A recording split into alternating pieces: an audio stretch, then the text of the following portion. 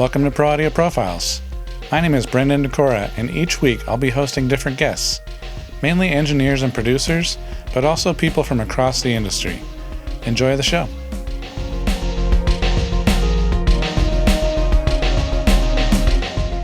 On this week's show, we have Sean Hurley. He's a session bass player with credits with John Mayer, Lizzie McAlphine, and Robin Thicke. Enjoy. First off, thank you very much for being here. Really appreciate it. Happy to be here. Awesome. This is my house after all. Yes. But thank you for coming. This is the easiest commute for a gig ever. Yes. So thank you. Absolutely. I like to start by just kind of going over some of your backstory, your history, how you got to where you are, that kind of thing. Awesome. Oh, that's on me, right? That's on you. Exactly. Well, I'm originally from Massachusetts, Western Mass, and I was playing sports. Somebody in the neighborhood recommended I should play the bass. Okay. They'd seen me play saxophone the year before, and I was young. I was like 12 or 11. I think I was 11 when he mentioned it. So I didn't know. I was like, great, advice from an older kid in town. Went up to his house. Everyone has basements, so bands practice in the basement. Right. Went, watched the band. He's like, this is the bass player, Kevin. He'll teach you lessons. And it seemed like a very cool thing. I mentioned it to my parents. They were all for it. We went out and got a bass, started taking lessons right away.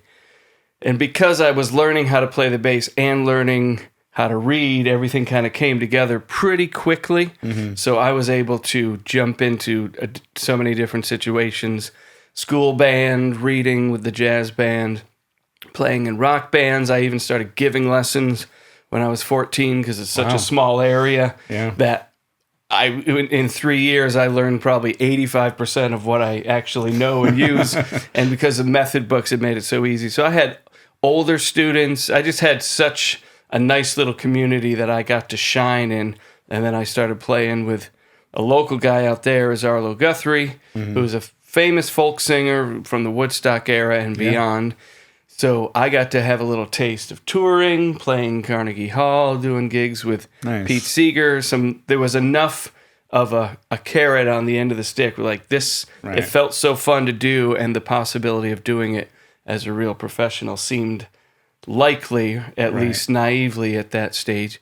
So then I went to Boston, a little bit of Berkeley time, moved back to play with Arlo. Just trying to, maybe a late bloomer. I did well in school, so I thought, I can do anything.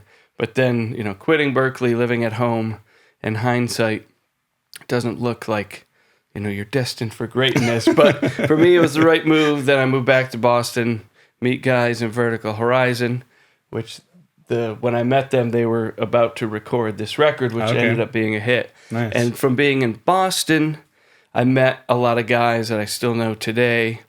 And it just really, everything went step by step. So as I got better at my craft, I got the confidence to kind of boldly jump up to the next level. Right. I met Robin Thicke when I was kind of commuting from Boston to L.A. And then once I got a taste of L.A. via Robin and being up in the hills, recording, I just saw everything like, this is the land of possibility. Yeah. You maybe meet more producers, engineers. And so I was hooked. Right. And then I, by being a touring musician, I could have the option of living anywhere.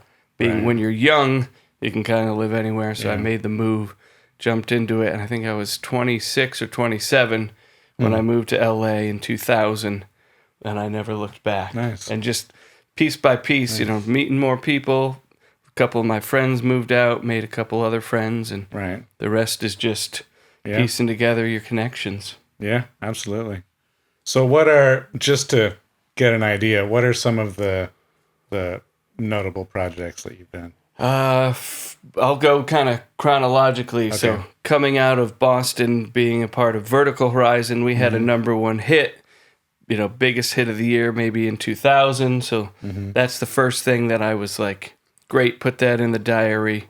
Professional musician, being in a band, have a hit on a label. Then through Robin Thicke, he, as an artist, was doing a lot of stuff. He was very collaborative, so I wrote a few songs with him, did sessions. Robin had a couple records that I was a part of before he broke out with his biggest record. But I was part of that team, and that was, again, started getting my involvement with labels. During that time, I played guitar on this song from JoJo, Leave, Get Out, which was her biggest hit. She was 13 at the time. So that was a worldwide thing.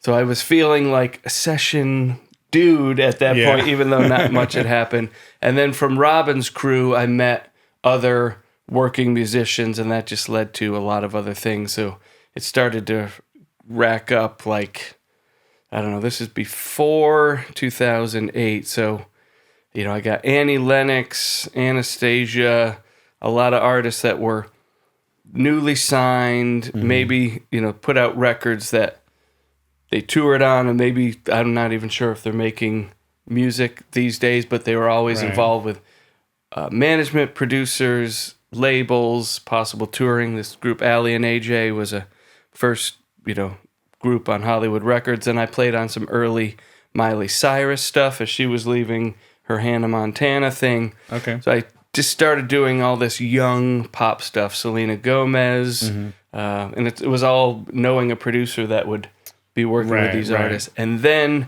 during that time, I met John Mayer just as a friend of guys that I knew that were playing in his band.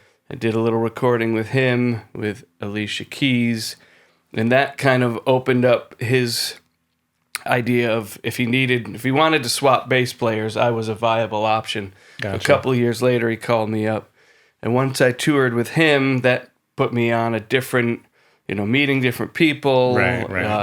John, it being someone in John's arsenal of, after we did a tour, we did another tour, then he called me in to play on a couple records.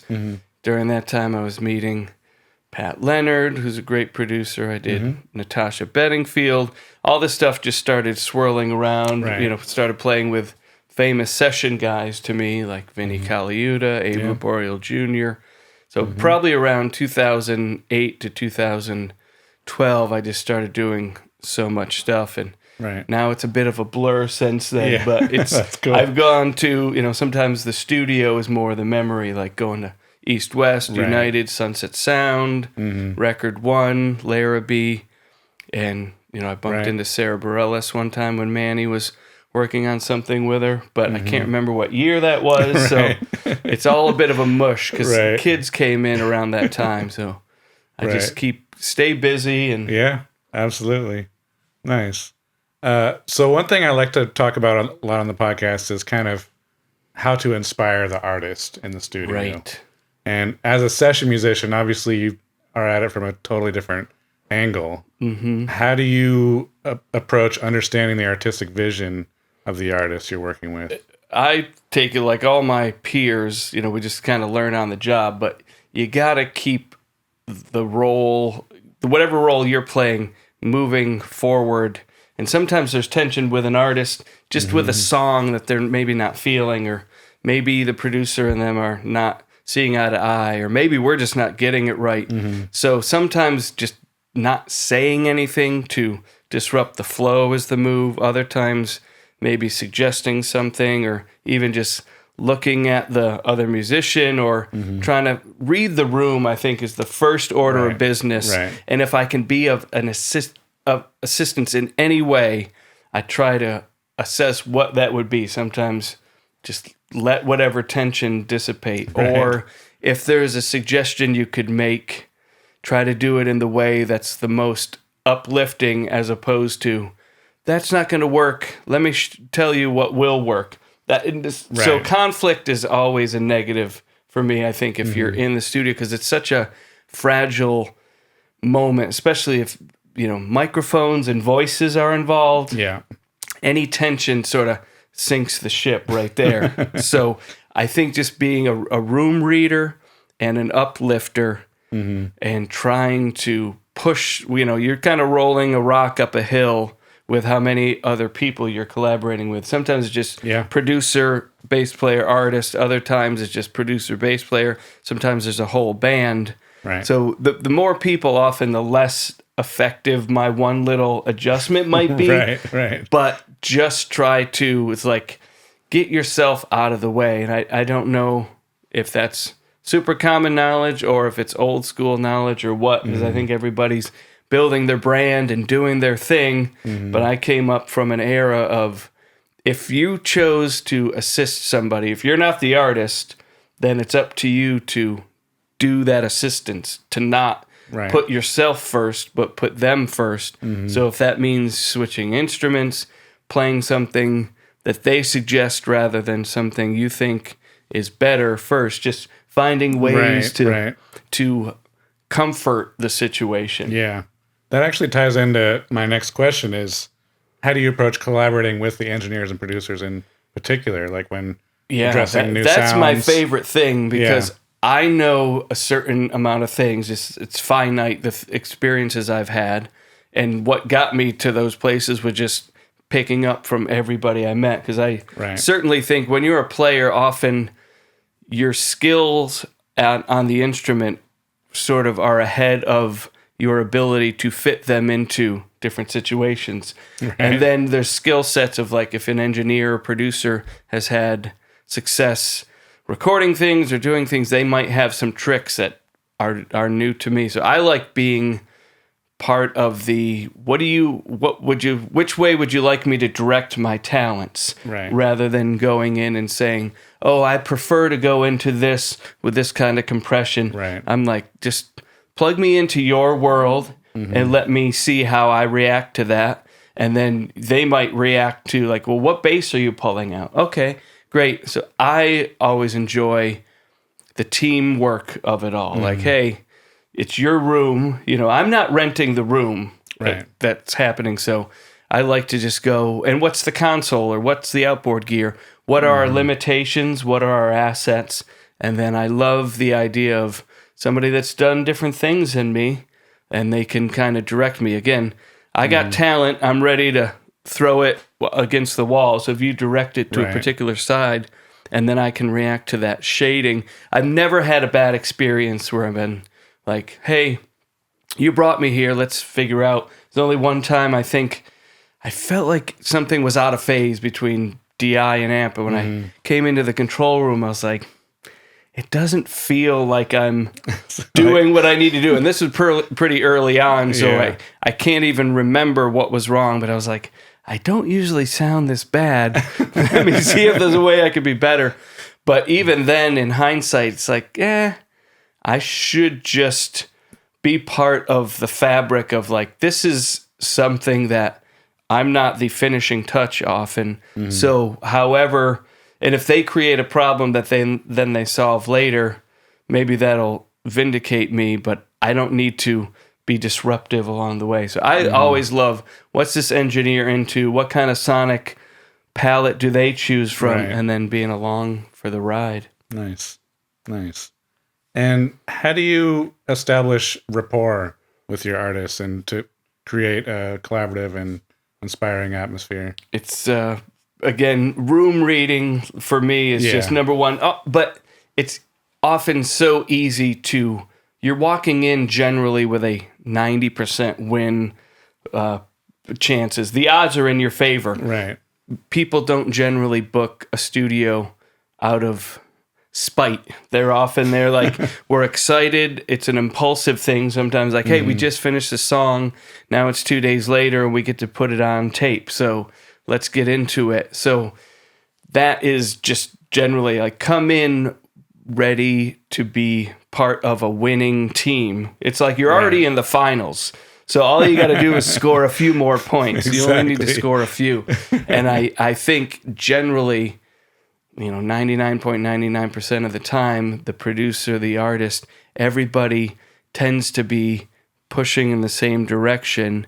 And then it's the people skills that, like, because I got started young and I was able to give lessons to people that were older than me and get feedback from a wide variety of people, I'm equally at home with somebody who's famous and a legend or somebody who's 18 and they haven't done anything yet. I try to approach it the same way of, like, this is your music.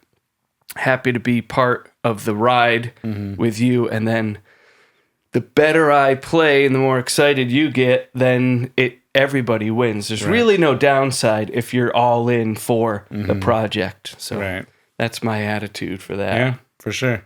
And how do you, I know obviously you're trying to, appease and make sure everyone's happy and all that, but how do you approach taking risks, and helping people to step out of their comfort zones? Right. Risk assessment is often, you can kind of, again, read the room of like, it's a lot of times the times you want to take more risks are when someone's like, I know it seems obvious, but I don't want what's obvious. So then you've got to go, all right, how comfortable, because I used to be thinking that, okay, you can't make mistakes in the studio because then people will think you stink and they won't want to hire you again.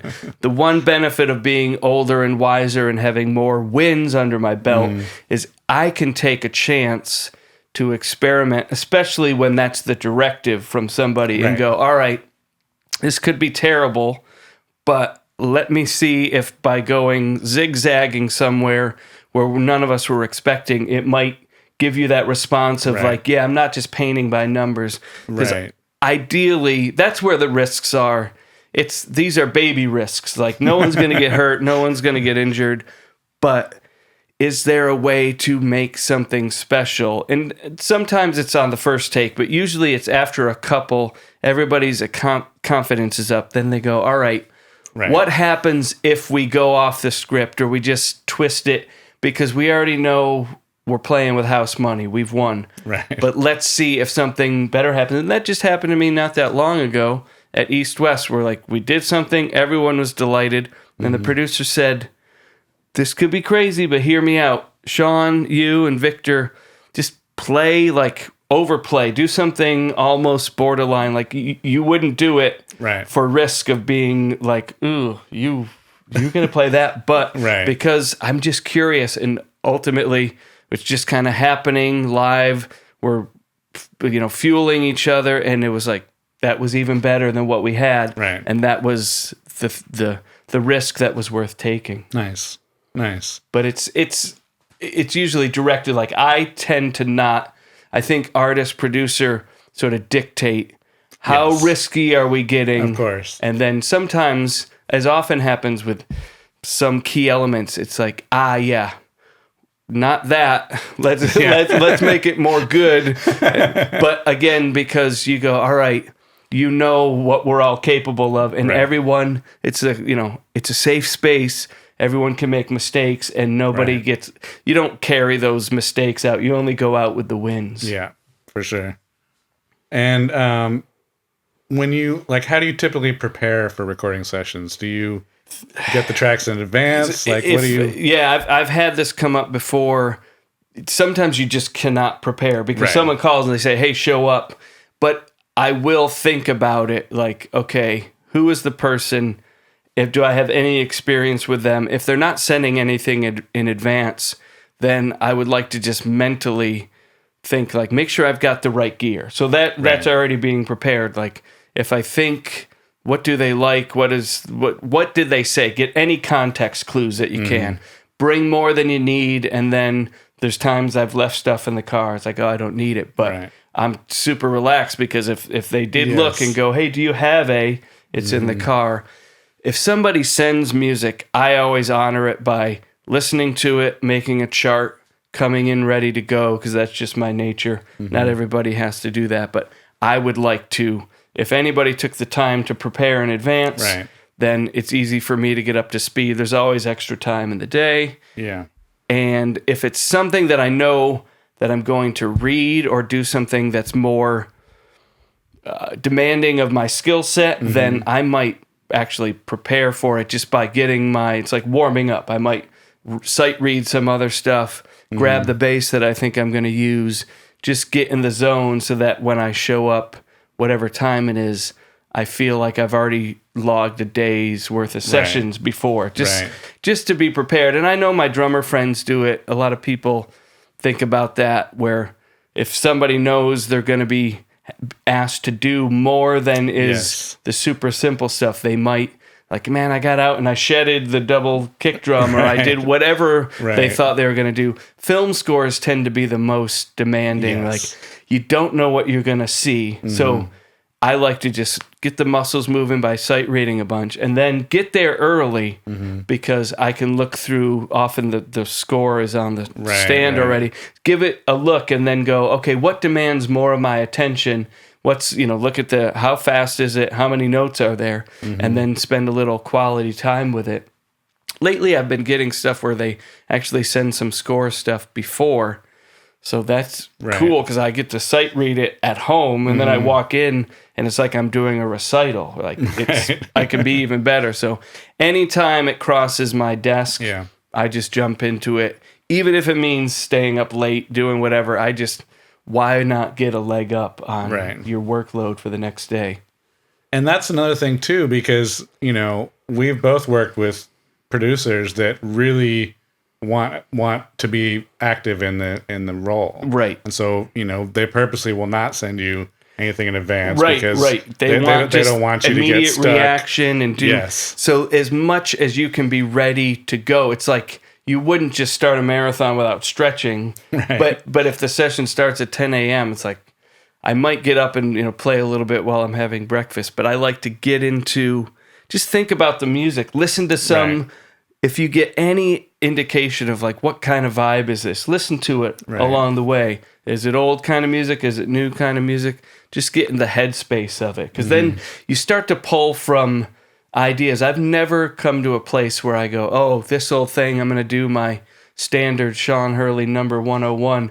I always feel like I got a bag of tricks that I like and that are accessible to me, but it's constantly being filled up on my ride to and from work. Right. And so a week later, I have different inspiration I'm drawing from. Right. So it always stays fresh to me. Exactly. Nice. And then when I know you do mostly studio stuff, but do you still go on the road at all? Or when things come up vary for that? For live, that is something, it is, I love the live energy of it, because there is a freedom in, there's no fixes. You don't have to listen back. So in a way, you can be more raw. You can be more in the moment and go, hey, often whatever you think maybe was a little off slipped through because everyone else is creating this sonic stew, and there's no solo button for the audience. So I like that, whether it's a small club in town or going to play a bigger place. I do like that there's an energy factor that happens in front of an audience, and it inspires different things.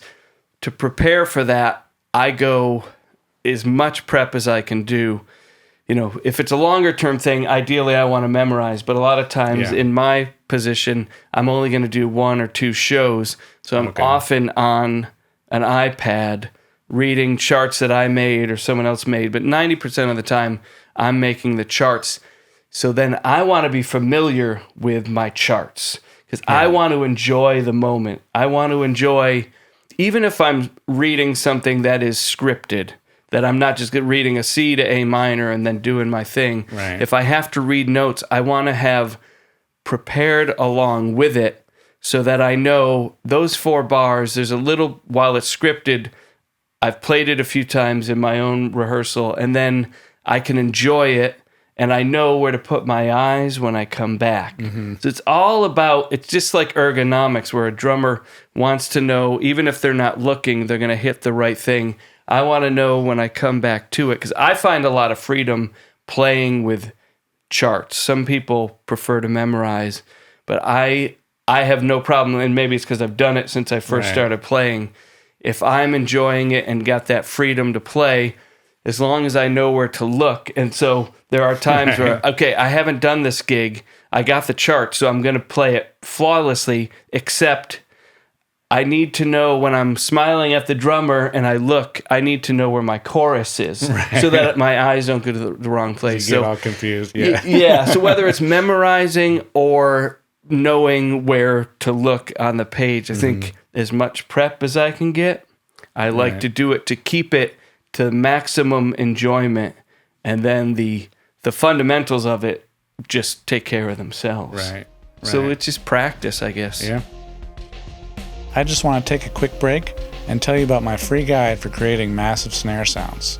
In it, I go over all my techniques, from drum choices, tuning, microphone placements, even mixing techniques. Check it out now at brendandecora.com/huge snare. And now, back to the show.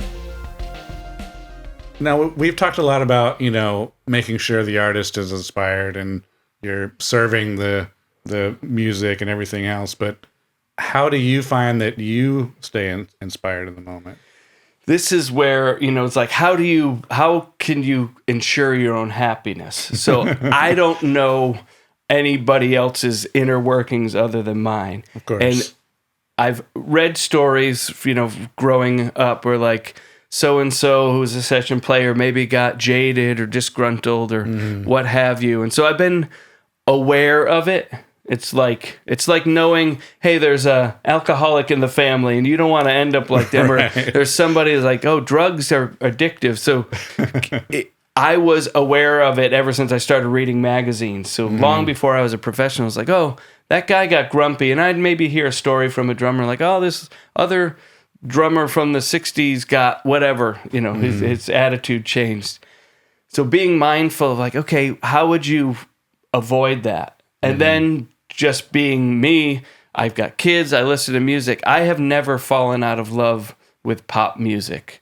I keep hearing stuff on the radio that's like, wow, that's really cool. I like it. Even if there's no place for me as a bass player, it's like, man, it's really cool. So every year I just think, well, I'm not out of it yet because I still get excited by new music that I'm hearing. Right. I'm not sitting around going, oh, I wish I could play in a Led Zeppelin band. It's like, they're great, but I love everything I'm hearing, every new artist, every new song I hear. There's something every year that I'm like, man, that is just killing. Right. And I hope I get to get close to that with somebody that calls me, somebody that hires me. So it's some of it is just like, you see someone walking down the street and they're happy. I don't know how you can mimic that other than go, hey, what keeps you excited? Like, do you have other hobbies? Is music for me has never been a chore. I have basses everywhere around the house. I enjoy practicing. I enjoy listening. I enjoy the betterment of my musical ear. So not everyone is as lucky as me because that comes from within. I don't know how to teach that, but I have yet to fall out of love with almost every aspect of music. Right. And that's a big part too is, when you're going to hire a session musician, you want to make sure that they're a good hang in the studio. Right. They have a good attitude. I've been on projects where it's like, oh, we should call this guy, but man, we got to really be careful because he's kind of... You don't want to set them off on the wrong... Right. Oh, then if they get a bad attitude or if they don't like the song, they tank the whole thing. Yeah. Again, you hear about that. It's like, okay, I know that exists. And so I've been mindful, like, I don't want to be that guy if possible. And then is there a way to ensure that... Because I have been on sessions that have been trying, meaning longer hours maybe. Sometimes it's like you start doing the math and like, oh, maybe we were promised we were going to be out early, or maybe the money was, there is an equation that's like, okay, if it's this much work but this much money, so everyone's smiling. If it's this much work and this much money, but I just try to go, hey man, if I agreed to show up, I got to just pretend I'm getting $1 million and play my butt off. And if I see somebody, and often, sadly, the drummers physically get worked so much harder than a bass player and a guitar player. So if I see one of my friends that's just getting overworked, I try to silently this will end, we'll get there. Right. And just try to make sure just keep it moving, because the first thing that often happens in a session where you're feeling taxed in a way is you then will put up some sort of resistance. But often that resistance just makes the job take longer. So anytime when there's been something okay, this is more, they bit off more, and now it's a problem we have to solve, and then the person, whoever's getting, and it's not always a drummer, but the person that's getting the testiest is like, uh-oh. And I'm like, but look, if you just keep it flowing, we'll be done an hour quicker. Right. But if we start going, well, hey, and you didn't, and that was not what, then it's like, well, now we just, unless you're going to quit mid-session, it's not going to end until we finish. So the smoother you make it. But again, as a bass player, I have the ease of, often I'm a gluing element, so I guess it fits the personality. Right. And you pretty much just answered my next question, but maybe you could elaborate, is what are some common challenges you've encountered in the studio, and how do you overcome them? That is, the easiest part is the people. They often are like, everyone's happy to be there. Producer, engineer, musicians. So that's the easy part. The challenging part can be if we're not pleasing the right person, the artist, the producer. Like if something isn't clicking, that can just be a challenge. And if it's something I can't solve, that can be even more challenging because I don't have any control over what if the drummer's not getting it, or what if someone isn't getting it. Or there have been times when, not every song that's ever written by anybody is the best song ever. So there are times when the song is just, it's a B and they want it to be an A+. And sometimes they're referencing a song that is an A+ because it's a hit and then people are drawn to it and they go, why can't my song be like that? Right. And you've got the challenges. How close can you get that feeling of, how can we shine this thing? Is there something I could change that help? But sometimes you're limited by tempo, rhythmic stuff, where often it's like we have so much training in like, you can tell the difference. Like, well, this song will never be that song because the tempo is different. The syncopations are different. You've baked into some songwriting things that I'd have to remove those to get you there. And then you don't have your song, you have their song. Exactly. That can be the hardest thing is navigating a path of like, how disappointed can I allow this situation to be? And I'm looking for a solution. And only once in my whole life have I ever spoken up because it was necessary. It was an inexperienced manager, an artist who was, hadn't made that much music, and then a bunch of very talented musicians. Okay. And not as much guidance. Like really, the artist was producing themselves, and the manager just had money, so they were facilitating that happening. Right. And they were referencing a song that was faster and blah blah blah. And I had to stand up and say, it can. And the manager was even going, "How come this song can't sound like that song?" And so I said, "Well, it can't because X, Y, and Z." And I was very neutral about it, not like, you wrote a terrible song, and because that's not the way it works. That's, you deal with the equation in front of you. So we're trying to do algebra, but we got arithmetic. So let's go. I can add up 4 plus 4. I can do 2 plus 2 and 2 plus 2. We can tweak it, but we're not going to have a circle at the end of the day. And they were grateful to like, okay, I see it, so. If this goes with being just a better human, it's like, what's the agenda here? Is it to build myself up and make them feel stupid? No. Is it to create the best musical experience for them and have something finished at the end? That's kind of the way I see it. Like, I don't want to leave you with a bunch of dangling, like, well, I'll just do my part and you'll figure it out, and then leave and go, oh, they're never going to be able to, like, that's going to be. Right. So I try to be of assistance, and 9 times out of 10, I can't direct them to like because it's not the job. It's team, often it'd be like the guy who's framing the house being like, yeah, I got some paint color ideas for you. But being of assistance to somebody, if they're frustrated, I would like to help them not be that way, to find an answer to that thing. So sometimes you might go, okay, well then maybe we should speed it up, or maybe we should slow it down, or maybe I should not play there, or maybe what solutions could we explore? And then that often, just going through that process often allows the person to go, okay, I see what we have here, and let me detach from the idolized version of the song, which could never exist, compared to, I'm comparing it to this other song, and I get that can't happen. Right. So what could I do with this? And maybe it is changing what we have there, or maybe just by trying options. And this happens all the time in our, we're on the floor, like, these are your options, and the one that gets the biggest, oh my God, that's it. That's the one where it's like 3 people are feeling that. That's correct. And then it has its own birth, its own life, and it doesn't have to be a cheap version of some other song that can be. That is one thing I've learned, that is generally not the path to success for a song. It has to be its own living, breathing organism that has a life of its own, because you've got to set it free. It can't come with a companion. Well, if you like that song, this is sort of like it, but different. Right, for sure. So, from your perspective as a session musician, what advice would you give to engineers and producers to better collaborate and to get the best performances from session musicians?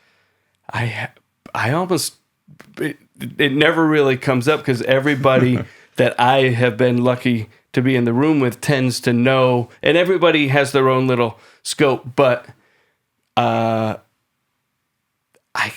this is a tricky one, because it's kind of individual dependent. If someone has a firm vision of what they're doing, then the more advice they give to me, the better. But if they want to see what happens, then the less they say, the better. Of course. I guess it's saying that sometimes there's people that will say more than they need to, or say not enough. And then it's like, be like, just, if you have any ideas you have, lay them on me, is what I would say. Because then if someone's like, no, I don't really know, I want to react to what you're going to throw down. And then other times it's like, I would love, and then they play a tone that they want, or play a feel. It's like, oh, you want 16th notes. Gotcha. You know? So any idea you have, like, don't sugarcoat it. I guess I'm not sensitive to, and I think most musicians are not rattled by guidance, suggestions. Some people maybe, where they don't want to be told what to play before they play it. I don't have that issue. So for me, and I think a lot of bass players benefit from, any ideas you have, man, lay them on us. Nice. Can you share a particularly memorable or unique studio experience you've had? There's so many, like, just fun moments where, like, everything clicks and it's all great. So I've had so many, I'm not sure if they stand out, and I didn't prepare for my anecdote, but one, so I'm just rattling through my Rolodex of, like, smile moment, and then, because maybe it hasn't happened once a year like I wish it did, but just when, I guess, so I'll tell this, I've already switched my anecdote in my head, but my favorite moment as I got deeper into my career, where I had finally achieved, this is like 10 years ago, and I felt like I achieved enough successes by making so many great producer, engineer, musician friends that I could take any loss and go, that's not going to define me, because this guy loves me, this guy loves me, this guy loves me. I'm confident in my ability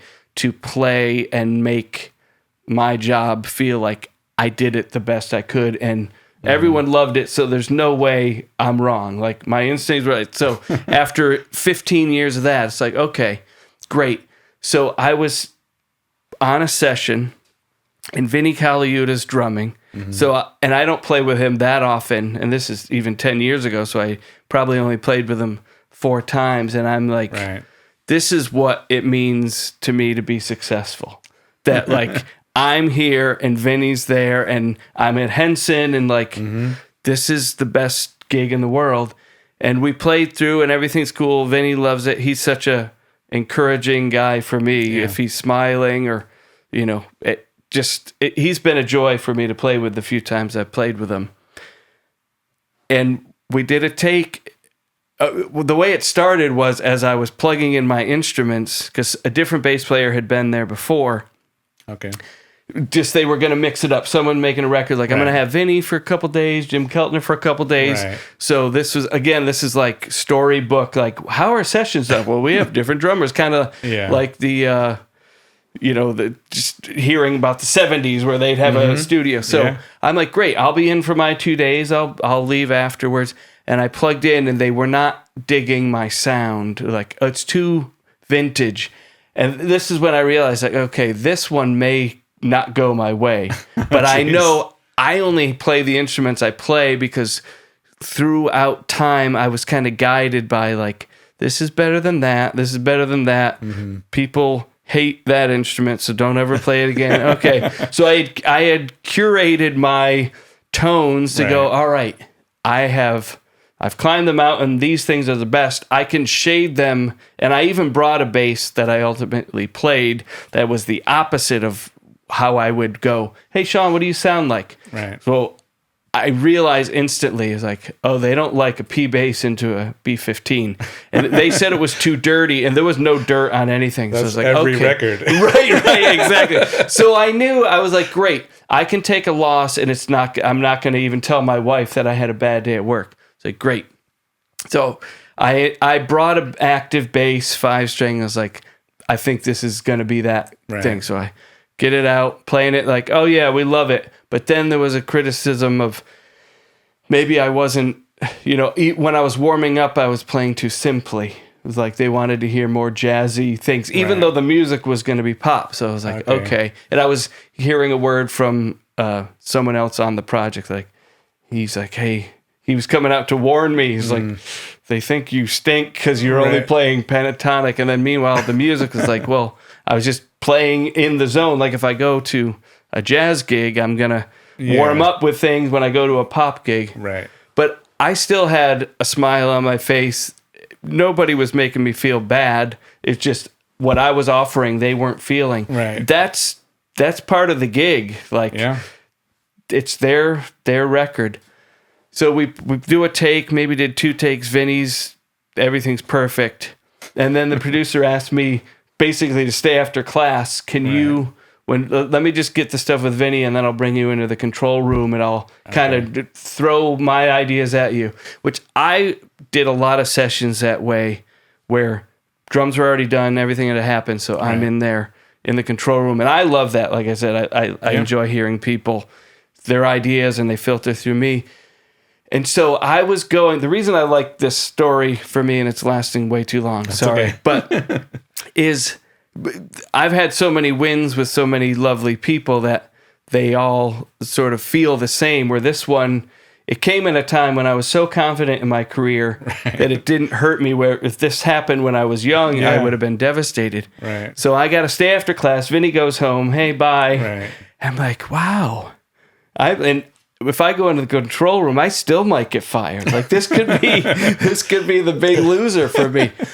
And I go in, but because I still I'm aiming to please, like just there's a job to be done, and I know I can do it. I know I have the skills to do it, whether they like the sound of me doing it, but it wasn't like I was butting up against something. I was like, I don't know how to do this. So go in, and come to find out, the guy producing he had played scratch bass on the stuff. I was like, okay, so you have ideas that I should hear, and then maybe you even want to throw a bar at me specifically. Right. And once we opened up that working process, I was his favorite guy. And he loved, because I brought this bass that was active, he fell in love with it. Later, he even asked me about, like, what model was that? I want to have my friend, also get one that's going to play some live gigs. Like, so the reason I love it is because I never gave up. I kept going, look, we're a team. I'm here to help you. Yeah.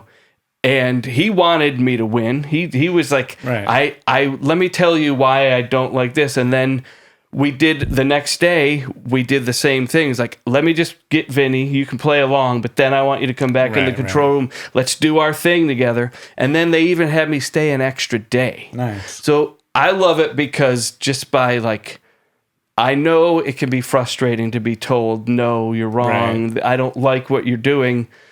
But if you just hang on, you'll either go home with the loss, or you might, it's like, hang in there.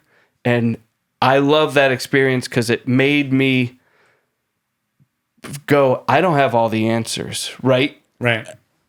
I didn't pick the right bass for them. I didn't, like, all my instincts, while they had been curated to be right, I found the one situation where they were not right for them, but we still found a solution, and we became closer for the thing, because his patience, my patience, he could have gotten upset and fired me on the spot. Like, forget you, you're gone, let me get someone else. But he's like, I think we can do this, but I need to focus on just you. Right. And I think that's a beautiful thing, to go take a win, take a loss and turn it into a win, and do it when you're on, for me, I was on the biggest stage. Like I didn't even let the embarrassment of like, well, he loves Vinny, but he hates me. I didn't let that get into my head. I was like, nope, I'll figure this out. So then the next day it was like, this is easy. I'm going to play along with Vinny just to keep coasting. And then we're going to go in and get really specific. And because of my training, when he said, can you do this?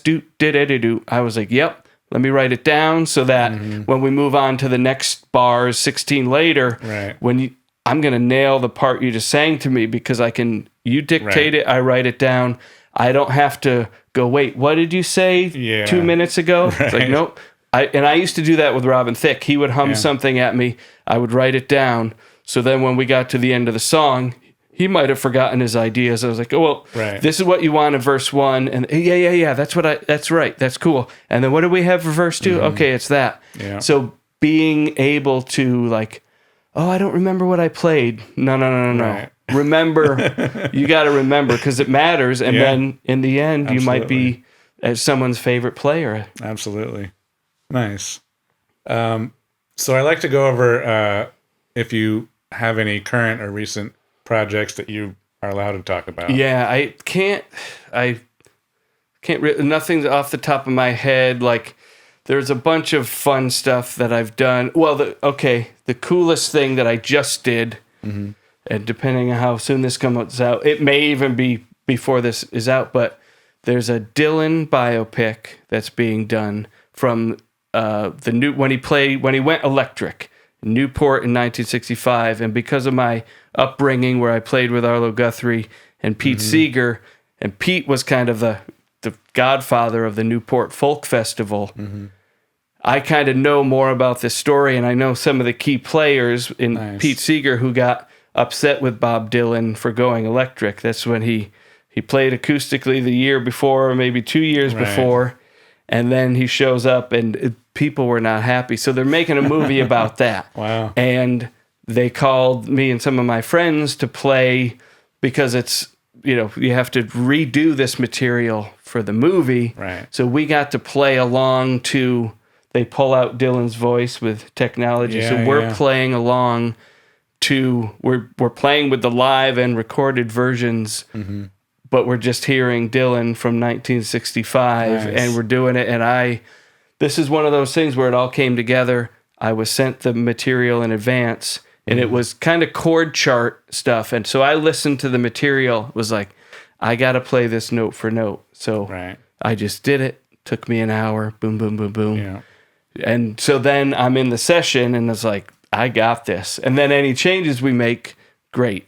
You want exact, or do you want a different spice? Right. And that's going to be cool. And Timothy Chalamet is playing Dylan, and he came in. So that felt very cool, just having that element of Dylan and knowing. I just get excited about the film stuff. So I'm pumped about that. That's cool. I like to wrap up each podcast with the same kind of set of questions, and not all of them may apply to you, but I can tweak it. Let's see what happens. The first one is, what has been your most influential teacher? Probably the dude who I saw second as my teacher was this guy, Andy Lack. I was at the phase where I could play well enough that I just wanted to soak up all new material. But I also was in the mimic mode, so I just copied his bass, got the same amp and everything, and it really gave me sort of a direction to, like, he's the first one that showed me a real book, which I might have somewhere around, with like jazz stuff. Okay, there's a melody, there's chord changes, and you got to make music from that. And I had never, and that's also how I learned theory, like to a more advanced degree. It's like, it's what you study at Berkeley, how to play jazz, how to navigate through. There's a melody and there's chords, and that's kind of what I do to this day. It's like, hey, go in and hear a song. There's a singer singing a melody, and then there's just chords, and you got to come up with something cool. Right. But he was like just so good. He gave me something to reach for, but also something like, he just had this way of inspiring me, like, yeah, I want to be better than that guy, or I want to be, you know, he kind of fueled me to, like, you know, just dig deeper, like to realize I wasn't just going to get good enough to be good in my little pond of Western Mass, to go like, what else is out there? There's cities. Oh, wow. Okay. Right. Nice.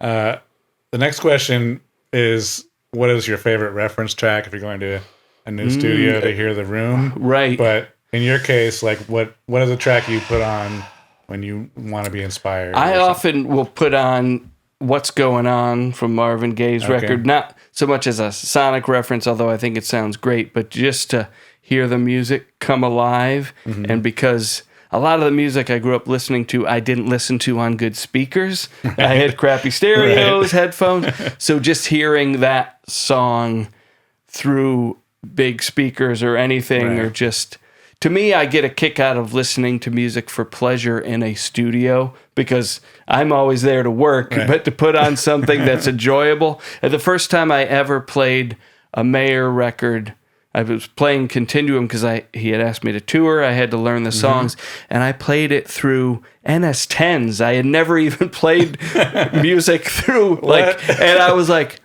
oh my God, this must be what it sounded like in the studio. Like, I heard more detail, then I put it on my bigger speakers. It was like, wow, I got to do this more often. It was like culture shock. Like, I never listened to live material through real studio setup. And I've since then, I have not neglected that. I was like, okay, I play music through my home setup, or even at the studio I used to have with guys. I would put on music to listen to for fun, just so I could go, all right, there's all this depth.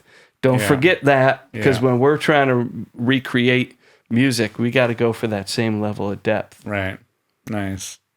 The last question is, what's one tidbit for an upcoming engineer? But it could be for an upcoming, musician or anything like that. Sure. I mean, I guess, it's like the measure twice, cut once philosophy. Just like, I don't think I've seen guys make mistakes, but just try to think one step ahead of, like, have a solution for the problem before the problem shows up. For me or an engineer, it's like, I was telling you a story that I recorded my son with my phone, but I also had a backup with the SM7, or having a bass in the car that might not be needed, but anticipate, like, what key is this song in?